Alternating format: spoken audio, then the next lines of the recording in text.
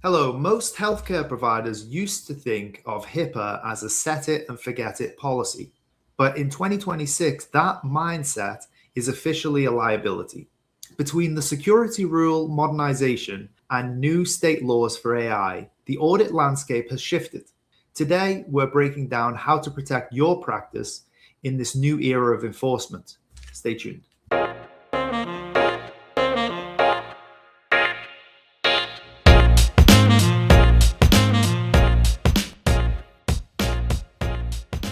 Hello and welcome back to the HIPAA Insider Show. We are your go-to resource for making high-level data security and HIPAA compliance accessible to everyone.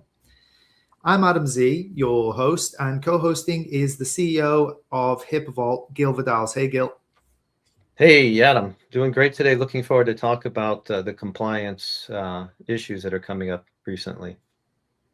Before we jump into the 2026 overhaul, do us a quick favor, hit the like button, subscribe to the channel, and ring the notification bell.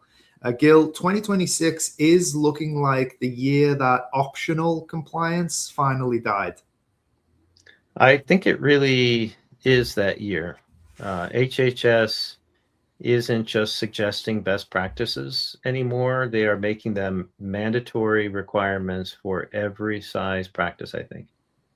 Yeah, let's jump right into it. So we've been hearing a lot about the security rule modernization, right? For years there were required and addressable safeguards. So what's the big change there?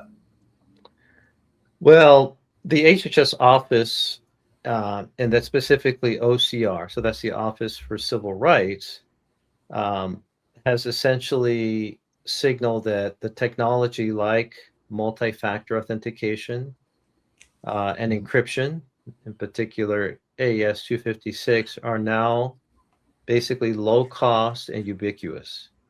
Yeah. So even if you're a small clinic and you get breached, saying MFA was too hard to set up is no longer defensible. You need to have multi-factor. You need to make sure the systems are encrypted. So they're no longer allowing you just to say, "Oh, this is hard. We're little. We're not going to do this." Those days are over now.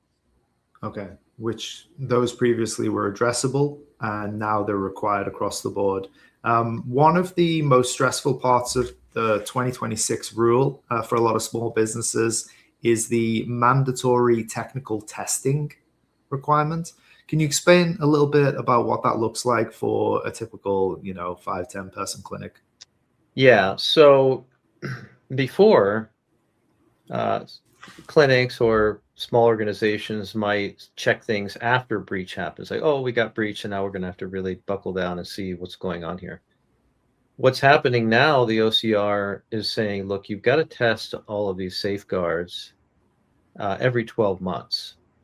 So this would require a vulnerability scan, and in some cases, even a penetration testing to prove that your defenses are actually working. Yeah, that sounds like a heavy lift. But what about the asset inventory requirements that we've seen? I've heard that it's catching a lot of people off guard. Yeah, I think it is. You must have a live inventory of every device and application that touches patient data. So if a doctor buys a new tablet and uses it for patient charts without adding it to the official inventory and securing it, that's a direct compliance failure under the new 2026 rules. So you have to know what you own and to secure what you own as well.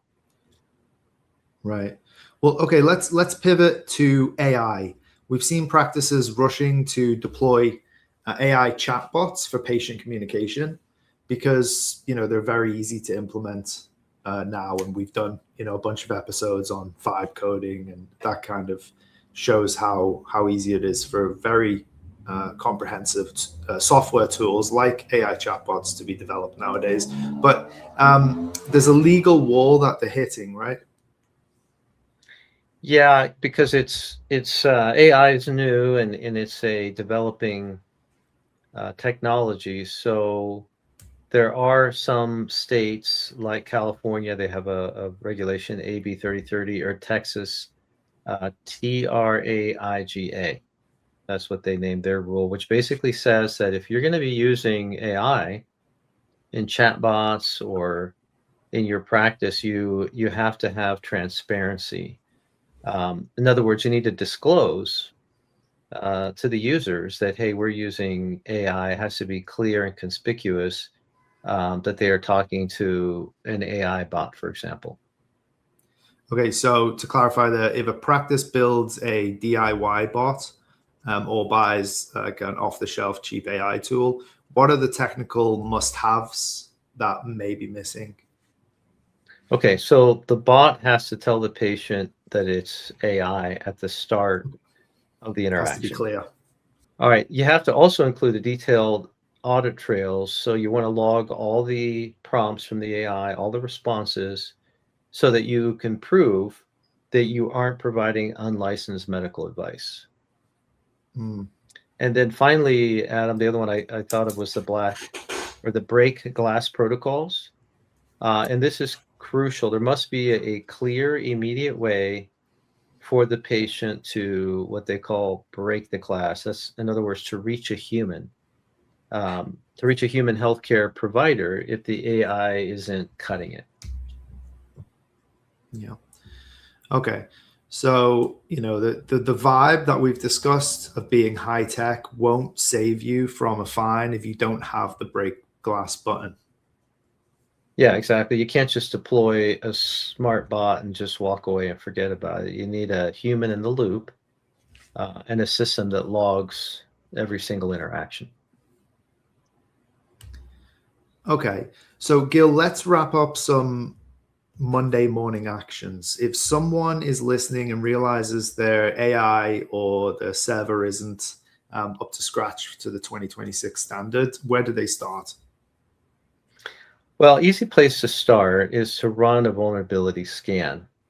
Don't wait until the end of this year to do it.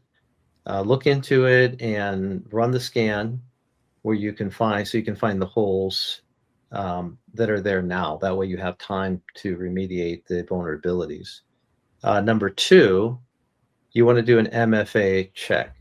Ensure that MFA is turned on. For those of you that aren't as familiar with the term MFA, that's that token that you get a lot of applications like your bank. You log in, they send you a 6-digit code to your email or to your phone. That's what we're talking about. So make sure your platform has that enabled. That's very important for your EHR system, for your email, for any of those things. You need to turn it on. Do an AI audit. If you use a chatbot, check that it has this break glass, a human handoff, and the proper disclosure banners. That's really important. Update your BAA. Ensure your vendors are also meeting the new 2026 technical requirements. So these are the 4 things that I would recommend doing.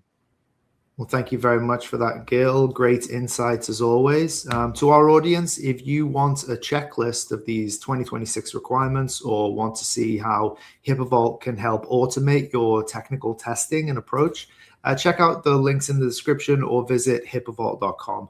And don't forget to like and subscribe to stay ahead of these regulations. And we'll see you next week on the HIPAA Insider Show.